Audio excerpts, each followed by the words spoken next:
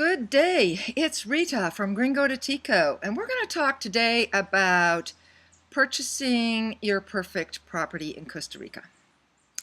Because that is probably one of the most daunting things, is to make sure that you get what's right and perfect for you and your needs and your desires for your life and how you want your life to be as you move and live in this paradise. Look at this behind me. So one of the things that we always suggest to clients through Century 21 and Buying a Homes and my own clients that I coach with, that I work with, is really be clear on what you want your life to look like.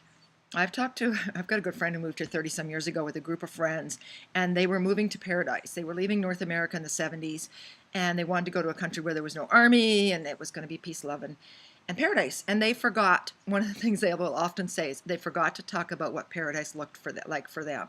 So that's been a big thing for me when I'm talking to my clients, is what does your paradise, your dream world actually look like?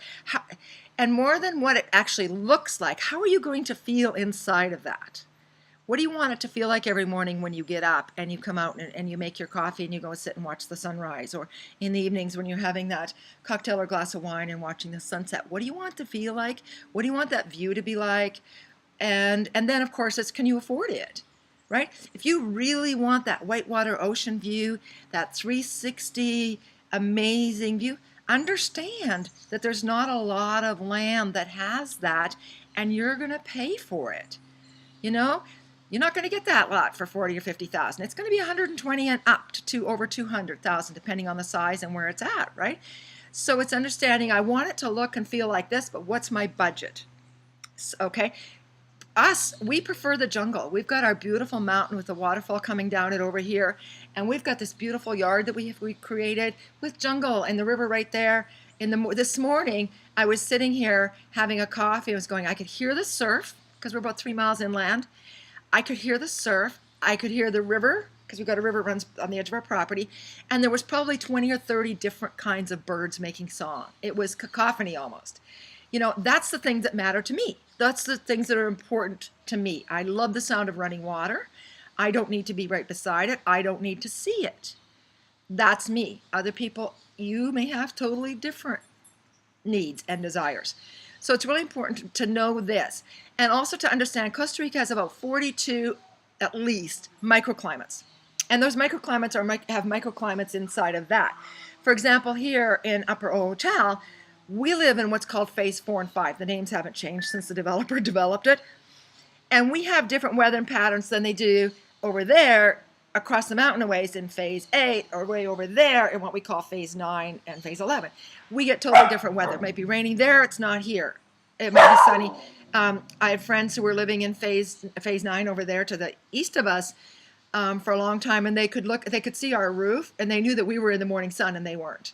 Just the nature of the way the mountains are and things like that. So there's microclimates inside microclimates of microclimates. So it's really exploring the country and finding what seems like it's going to work best for you. And a lot of people they think your choices are the Central Valley or Guanacaste, where all the tourists, and it is hotter. It's flat up there. You don't have the mountains like we do here in the southern zone. And when we go up there to visit friends, we cook. It's hot up there. So, you know, and then we've got the southern Pacific, the Baina coast, where the mountains meet the sea. So we've got really huge microclimates here because of the mountains meeting the sea.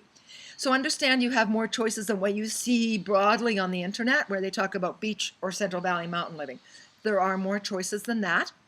You need to choose, do you want to live a little more remotely, or is it really important for you to be able to go to movies, be able to go into the city, into San Jose, great or proper, for shopping, for dinners out, for theater, whatever it might be? Or is it important for you to be more in the touristy area? Or do you want to be a little bit more remote and be more self-sustaining? Do you want to live on an acreage where you can grow food and things like that? Or do you want a postage net, smaller type lot, because you're tired of gardening and yard work and you're just done with it and you want to be freer to go do other things? Those are the kinds of things you really need to address and be very clear about inside of you when you're looking for things. There was something else that popped into my brain, and I forgot what it was. But just really traveling around this little country, exploring, keeping your eyes open, and don't take what everybody says. Don't take even what I say for truth for you. because your truth may be very different than my truth, and that's totally okay. I can only tell you what I've experienced and what works for me. But so keep your eyes and ears open, listen to people, travel around the countryside and learn. You know, like the Caribbean side's a little more laid back, a little more Rasta sort of Caribbean beat to it, but it rains all year. You know, you're going to get rain 12 months of the year. It's flatter, it's warmer. The Guanacaste area is drier, warmer, gets really brown in the summertime in March, April, February, March, April area. Down here, we're in the rainforest. We get rains. We have more rain in May, June-ish, and then it'll be like sporadic rains. We usually get a mini summer, and then we get rain again in September, October, and into November. That's what keeps the jungle and the rainforest, right? We're in the rainforest. That's what keeps the jungle abundant around us. So it's really being clear about what you want and then finding really good realtors who will listen to you and hear you when you're clear about what you want. Because some realtors will just show you what they've got. They'll say, what's your budget? And they'll show you everything. And they've not heard you say what you're looking for. So as you're talking to your realtors, make sure they're hearing you. If they're not, move on, because that realtor's not going to serve you at the end of the day.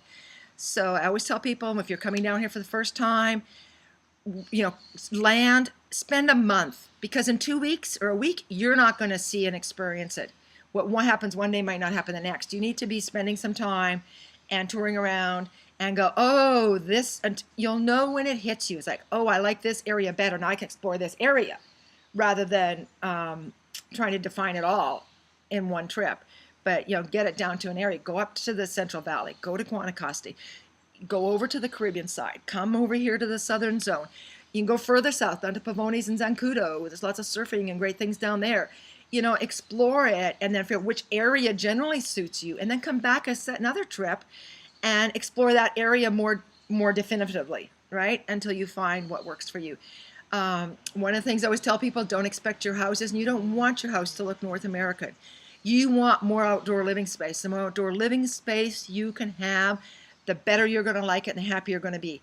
One of my old friends used to say it's kind of like camping with a house, because the more outdoor space you have, the cooler things are going to be. And why not? We can, you know. We live outdoors, you know, other than when we're sleeping. My house is built a bit like a box, because I was going away for 6 months of the year and leaving it when I first built it. If I was to do it again, it'd be done way differently. I'd have it way more open. We don't have a lot of bugs. Cicada season in January, so I have a screen thing on my door because of that. But, you know, living outside is where it's all about. And, you know, windows wide open, so you don't need air conditioning, cupolas, ventilators on the top of your house so it breathes. Those kinds of things. So those are the things you're looking for as you're trying to decide and find your piece of paradise. And this was a very long video. I had a lot to say. Sorry about that. And this is Rita from Gringo to Tico. You have a great day.